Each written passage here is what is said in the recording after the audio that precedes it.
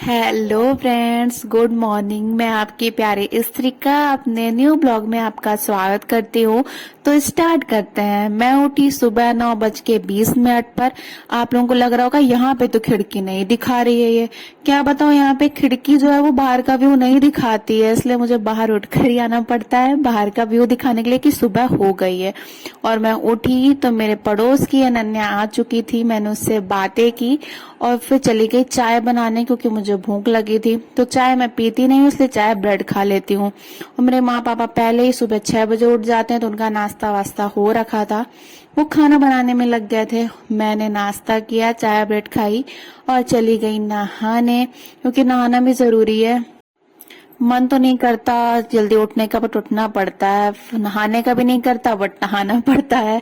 तो बस नहाई धोई रेडी हुई और फिर मुझे दिख गई अपनी बहुत पुरानी फोटो। बहुत पुरानी तो नहीं, फर्स्ट ईयर की है, जब मैं फ्रेशर्स पार्टी में गई थी तब की ये फोटो है। पोज देख के समझ में आ ही रहा होगा। उसके बाद मैं लग गई प्रेस करने में। जब तक मैं प्रेस कर रही थी, मेरी माँ बना रही थी गरम गरम रोटियां। रोटियां बन गई, फिर हम लोग ने खाया खाना। आज मेरे यहाँ बना था भरवा करेला, जो कि मुझे बहुत पसंद है। मैंने बहुत सारा खाया।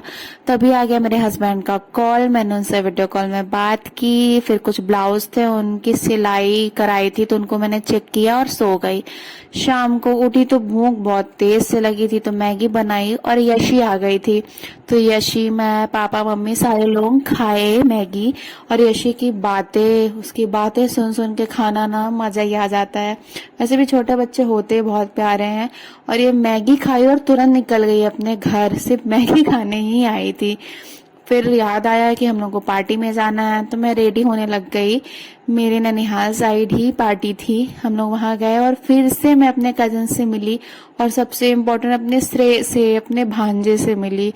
बस उसके बाद हम लोग चले गए खाना खाने, क्योंकि भूख भी बहुत तेज लगी थी, घर से बहुत लेट हो गया था निकलने में।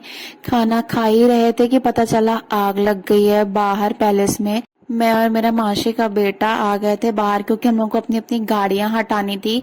बट मेरी माँ, मामी सब अंदर ही रह गए थे। कुछ लोग अंदर ही रह गए थे और हम लोग कुछ लोग बाहर आ गए थे। बहुत डर गए थे कि आज दादा का तिलक है और ये सब हो गया।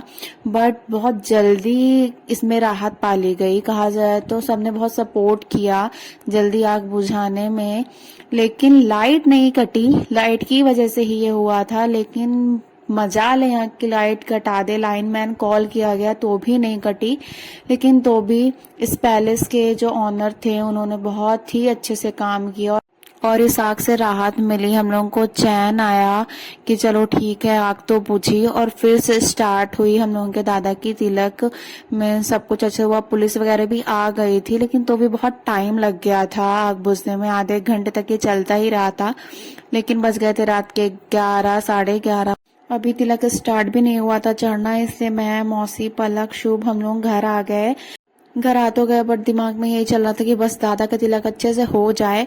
और वो हो भी गया। बहुत खुश से हम लोग के दादा का तिलक बहुत अच्छे से निकला, बहुत अच्छे से हो गया। उसके बाद मैंने चेंज किया और फिर चली गई सोने। Bye bye guys, good night.